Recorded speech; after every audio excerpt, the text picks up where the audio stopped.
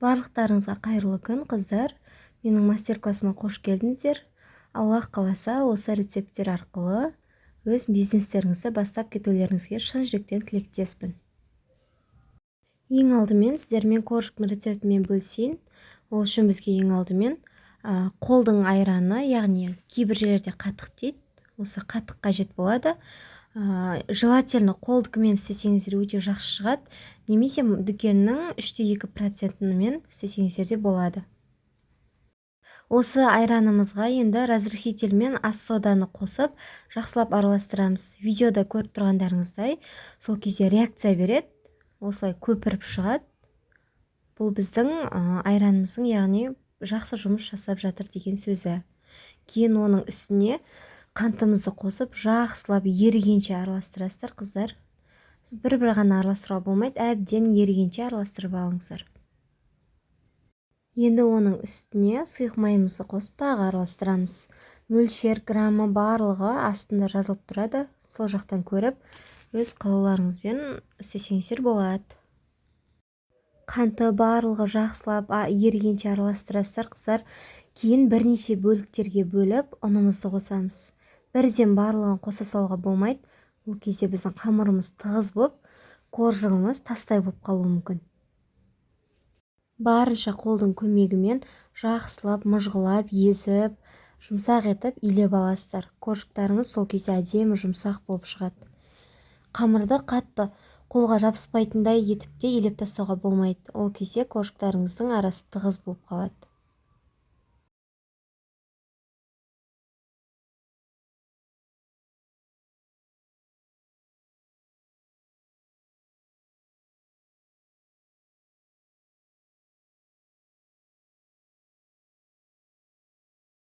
Қамырымызды илеп болғаннан кейін қолымызға сәл-пәл ғана жабысып тұрады.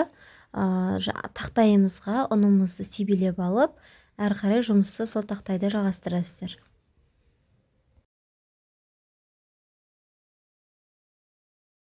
Енді дайын болған қамырымызды бірнеше бөліктерге бөліп, өздеріңізге ыңғайлы болу үшін мен 3 бөлікке бөлдім. Тақтайым шағындау болғандықтан соның размеріне қарай осылай 3 бөлікке бөліп алдым. Енді осыны жақсылап формамен қойып қоямыз. Қалған екеуін пакетке жұмсақ қалпында сақталып тұру үшін салып қоясыздар. Енді орташа қалыңдықта қамырымызды жақсылап жайып шығамыз. Бұл жерде қатты қалың да болып кетпеу керек, немесе жұқа да болып кетпеу керек. Егер жұқа болып қалатын болса, коржықтарыңыз сәл қытырлақтау, тастайлау болып қалады.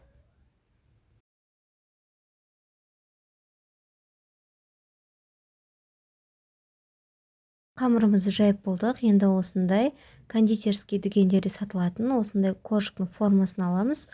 Менде формам кішкентай болғандықтан тарталеткидің ыдысымен кесуге тура келді. Сіздер жақта коржықтың ыдысын таба алсаңыздар, яғни формасын, сонымен кессеңіздер өте әдемі болып шығады. Шағын болған қаласаңыздар, осындай кішкентай формамен де кесіп шықсаңыздар болады, қыздар. Бұл кез келген кондитерский дүкендерде сатылатын формалар. Мінекей видеода көріп тұрғандарыңыздай осындай орташа қалыңдықта коржықтарымызды кесіп аламыз. Енді коржықтарымыздың бетіне айранымызды жағып шығамыз. Немесе оның орнына жұмыртқа жақсаңыздар да болады, бірақ ең сіздер үшін экономичный вариант енді осы айран. Бұдан ешқандай да уайымдамаңыздар, жақсылап қызарып, әдемі болып пісетін болады. Және айранды қатты шылқылдатып та жағы жерге болмайды. Тек бір-бір жұқалап қана жақсаңыздар да жеткілікті. Және қыздар, коржықтарыңыздың бетінің тегіс болып піскен қаласаңыздар, ағаш щеткамен жақсаңыздар болады. Краска, бір сондай жағатын щеткалар болады ғой, басы сондаймен. Сол кезде бір тегісті болып жағылатын болады. Менде үйге балаларға өзімізге пісіргендіктен ондай щетка болмады, сол үшін обычный кондитерский щеткамен жағып шықтым. Сіздер дүкенге өткізетін болсаңыздар, сол ағаш щетканы пайдаланғандарыңыз дұрыс. Мінекей біздің коржықтарымыз дайын болып шықты.